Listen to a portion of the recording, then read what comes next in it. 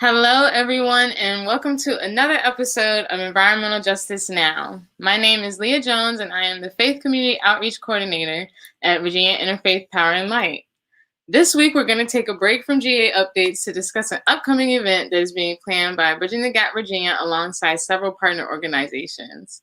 Bridging the Gap is a 501c3 nonprofit organization committed to providing a bridge to success for those men and women struggling with addiction, incarceration, chronic homelessness, and lack of employability. Working with partner organizations, they aim to reduce recidivism, homelessness, unemployment, and relapse, and they have expanded their mission to address environmental justice and green workforce development.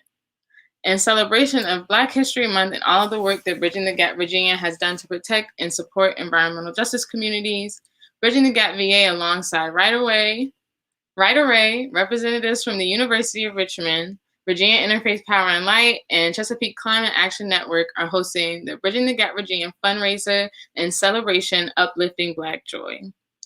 To tell us more about Bridging the Gap's Virginia's work and the upcoming fundraiser, I am also joined by Raye Elliot. She is the founder of Raye LLC, a full-service entrepreneurship consulting firm that specializes in entity formations, minority certifications, government contracting, 501c3 nonprofit preparation, and grant writing.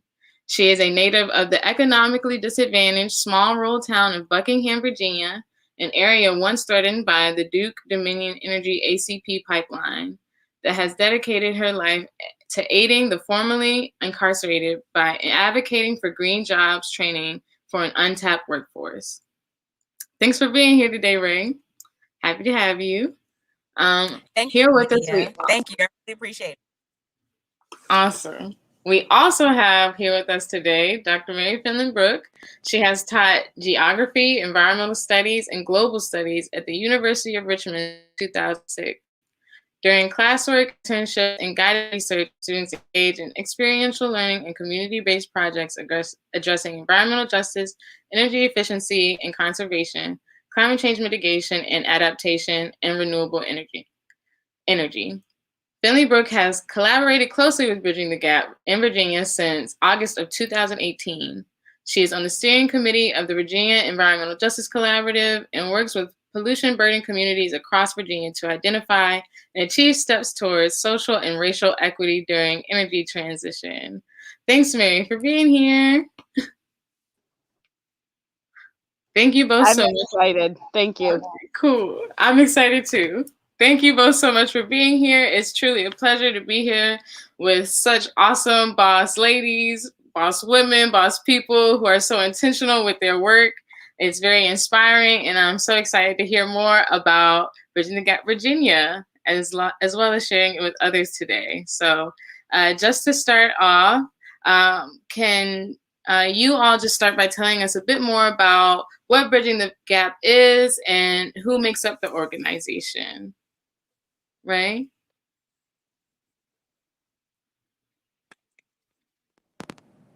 Okay, so as you graciously covered already, Leah, we are a 501c3 nonprofit organization that heavily focuses on people with addiction, homelessness, unemployability, and also that have been faced with incarceration. We have also expanded that mission to include environmental justice and climate justice. With that being said, we as will totally cover pretty much social justice, and we try to help so many people in the communities that are heavily targeted and that are economically disadvantaged by the criminal justice system, and also environmental corporations that prey on communities such as that. Did I cover that, Mary? Excellent. Every time I hit mute, I unmute myself. So I'm sorry about that. Excellent. Yeah, so I would love to just give a little bit more of the structure. That was fantastic. So I'm filling in a little bit today. As many people know, the CEO and founder of Bridging the Gap is Richard Walker. He's dealing with a family emergency, and so he's really the person who will be on in the future giving this history along with Raye. Some of the things that we could say, so it's more than a decade old, the organization, and it's definitely looking at criminal injustice in Virginia, and there's been a lot of different opportunities to improve the situation in Virginia, but certainly changing some of the policies, getting people's rights restored, helping people in a time of COVID who are transitioning out and maybe to a halfway house and finding people safe places to live and doing that employment. There's definitely a lot of work that goes into bridging the gap. I think what we're talking about here today is really that focus on environmental justice and some of the solar work and energy efficiency work and the grassroots organizing work that Bridging the Gap has done really predominantly since 2018, but it certainly goes back to its roots earlier than that. And so since 2018, there's been this focus on climate justice. Racial justice has been always a piece of it, but tying that to environmental justice. Awesome. Thanks. Bridging the Gap is doing a lot of great work. As Mary said, hands in many pots, working really hard. Can you all share like where you all are based, where Bridging the Gap's work is based, and maybe that's significant? Okay, we are based out. I'm sorry, I have a little delay. Because again, that goes back to that social justice issue. The lack thereof broadband out here is kind of far and few between. So I apologize in advance. But we are based out of Richmond, Virginia, with a satellite office in Dillwyn, Virginia, where we are collaborating with another nonprofit, 501c3 Flip Inc., and also Raye LLC in Dillwyn, Virginia, where the Green Jobs Training Center will be also located. So we're excited about that too. And then to bring in the longer again tradition of bridging the gap, there's been a lot of work in the Hampton Roads area and certainly in the Richmond area. So a lot of the focus now is in Dillwyn and always has been in Buckingham. But certainly Bridging the Gap has a history working throughout the state of Virginia, and definitely lots of programs in the Richmond area and the Hampton Roads area, in addition to what's happened in Buckingham and Dillwyn. Awesome. And I feel like my next question you all have touched on already just a little bit, speaking to what Bridging the Gap in Virginia's vision is, and also specifically the EJ work that you all are doing. I know you all are mentioning the Green Workforce Development Center, which is what we're hosting this fundraiser for.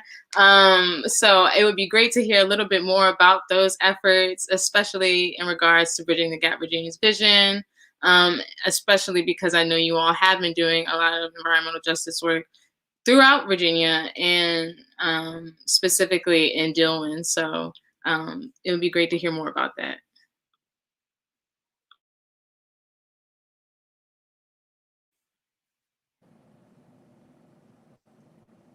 Okay, takes a little bit to unmute. I gotta wait on it. Okay, so as it relates to our work here, Bridging the Gap is really focusing on the ties that it has to Buckingham, Virginia, and the Green Jobs Training Center. We want to bring opportunities here as well, which ties into why Raye also partnered with Bridging the Gap on entrepreneurship development, bringing education, fundamental things that a lot of us take for granted. Like I have relocated back here in 2019 from Atlanta. Internet is everywhere, right? It's such a lack thereof of these basic needs don't have still in 2021 in this vicinity.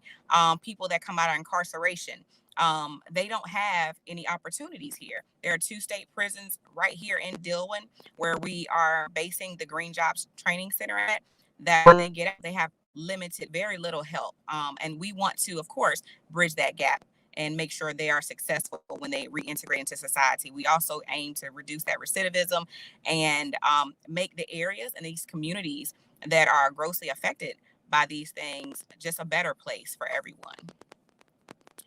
The fundraiser will, of course, help. It helps the local businesses here. It helps our targeted groups of people in our communities that we are serving, and it helps bring camaraderie and also togetherness as well, with the people we help and everyone that we'll serve. So it'll touch a lot of things. It's just an exciting event that is going to occur, and we also will be celebrating the accomplishments and the month of Black History as well.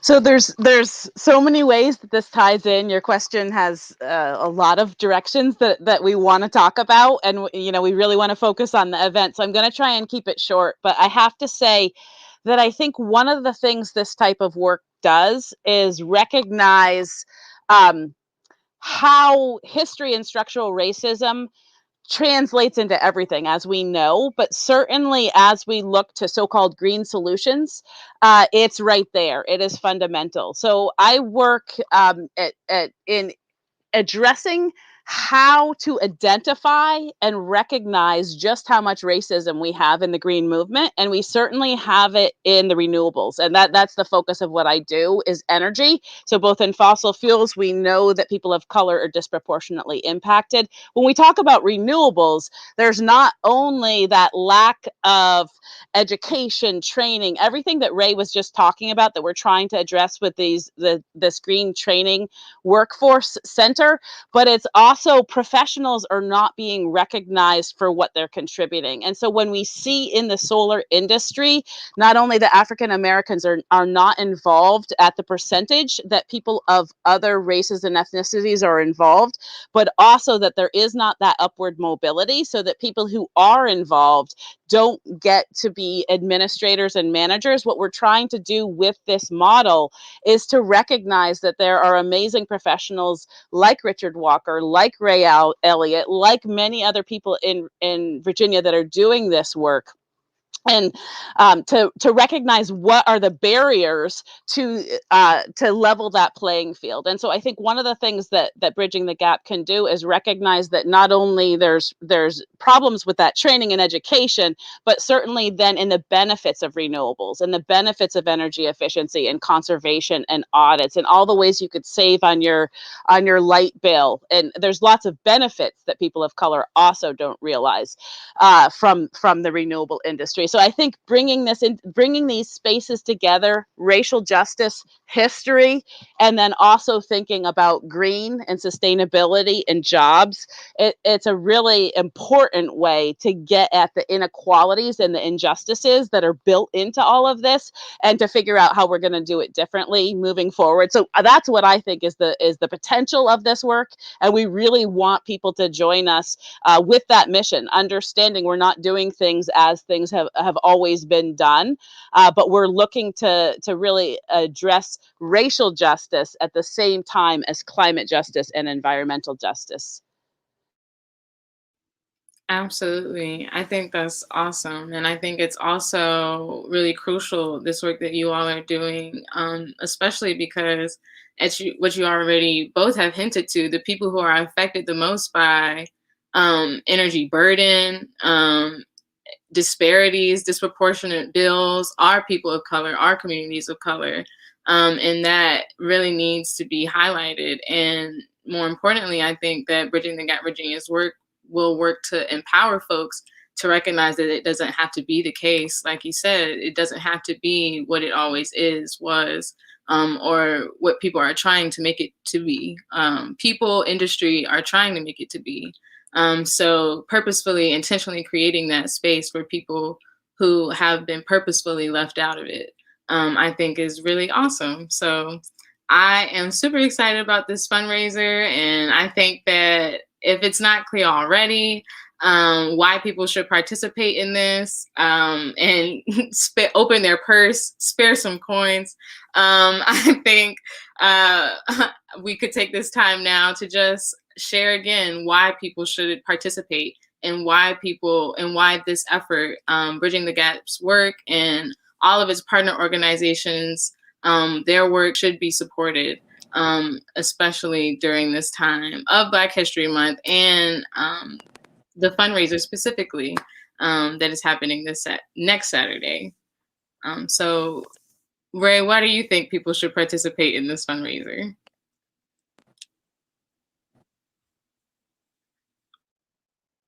Well, because it is the time for us to pass the collection plate. All right. So they should participate in this fundraiser to help us raise awareness, to implement our programs. We have a organization program already going on to service the community and to service the elderly in the Union Hill and Buckingham, Virginia communities. We have the Green Jobs Training Center. And like Dr. Mary Finley Brook pointed out, we are creating and covering and bringing inclusion for racial justice, environmental justice, and of course, criminal justice as well. Basically creating a trifecta. And to do this, we need funding. We need money, as a lot of organizations do. We want to create and cover a lot of groups. We want to cover a lot of people and individuals, and we want to create and maintain our impact here across our areas, Richmond, Hampton, Buckingham, Virginia, and the state of Virginia as well. So in closing on that one, we need funding to create that impact. And we want to continue delivering our mission and protecting and serving our groups and our communities that are grossly affected by these injustices.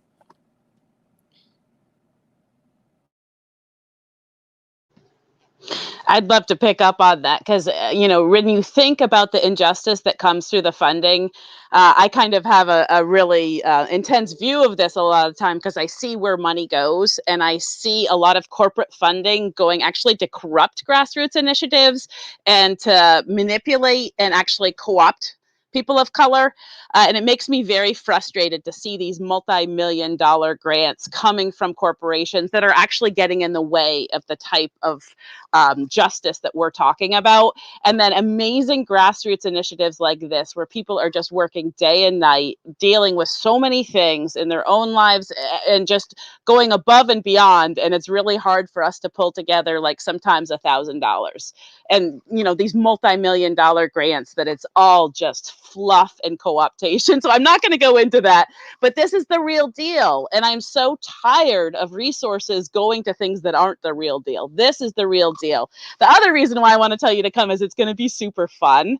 So we have Sun Sing, which many people know and are going to do a great performance for us. We have jazz artists who are both have family connections and then are regionally from the area. We have gospel singers. That's going to be fantastic. Some of the artwork that people have donated and the activities that we have and the information that we have and the speakers that are going to be in this lineup, it's going to be incredible. It's going to be the place that you want to be. So it's not just that we're asking you to kind of pitch in and help this work, but actually be part of it. There's so many ways that people can be involved in supporting this work. And and many of us are looking for this type of integrity. We're looking for this type of grassroots initiative, and we're looking for solutions. So be part of the solution. Don't be part of the problem, and join us next week at noon. And I'm going to pass things over to Leah to tell you all the other amazing things that are happening.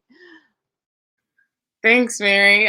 Thanks, Ray, also for sharing why people should participate in this event. Long story short, it's going to be fun and we need your support. Be part of the solution, not part of the problem. Be a part of the change that you wish to see. And that also includes supporting financially if you can. So just a little bit more about the event itself.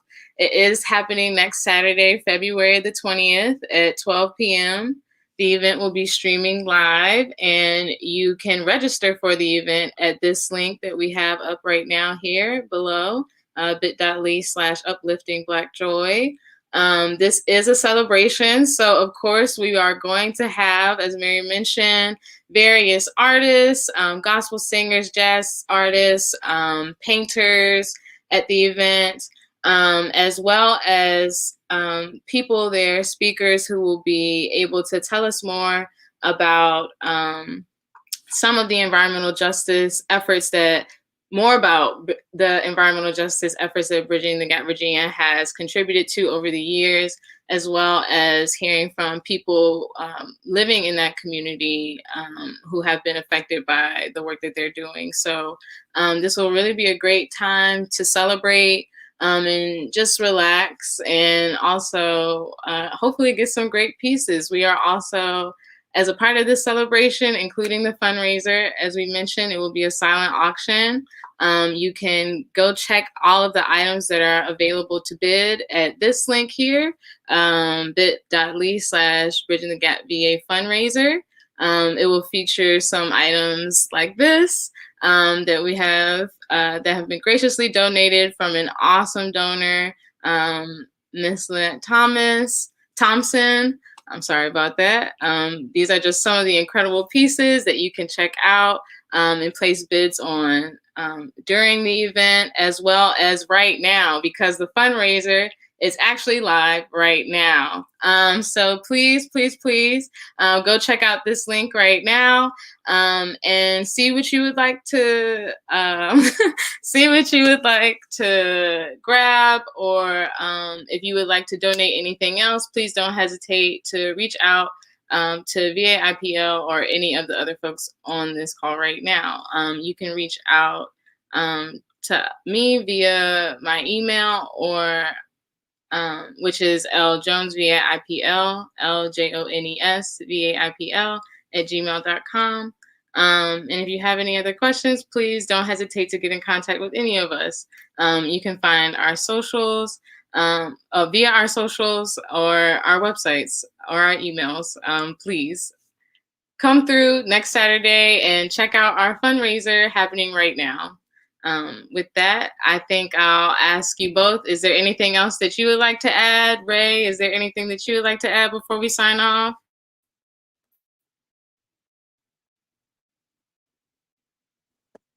Oh, she's still with us. I just want to say I'm very, very excited. I appreciate, and I know Richard appreciates, it's that little delay, and everyone appreciates all the help VA IPL has given, Sun Singh, Mary Finley Brook, our board, everyone that has just pitched in and put this event together. Even in the midst of my little setbacks we have, we always come through for each other, and we are making this happen. And I just can't wait till next Friday. I hope to see everyone there. I can't wait to bid because I love a lot of that myself. So I'm excited about that. And, again, we appreciate everything everyone is doing. And we hope you guys will pass that collection plate and also fill it up for us. Yeah, I definitely feel the same enthusiasm that you're seeing for Leah, from Leah and Ray. But the other thing that I want to say, definitely, this is sliding scale. So we do have tickets that are for sale. We would love to have you, contribute what you can. The tickets are $10 to $5 on that sliding scale, but we don't want anybody not to participate for lack of funding. I know people are definitely struggling. We also want to just have people there. So please show up. It's a show of force. It's being part of a community. So please contribute what you can, but also don't feel left out if the finances are in the way. This is not in any way to keep people out. We're excited to see as many people as possible sign on to the event and see the music and be involved and really building a different future. It's a different present and it's a different future. Awesome. On that note, thank you again, Ray. Thank you again, Mary, for being here and telling us all about Bridging the Gap Virginia. Come learn more next Saturday and check out the fundraiser right now. And yes, be sure to enjoy community and fellowship with us next Saturday. Have a great day, everyone, and a great weekend. Hope to see you next week. Bye.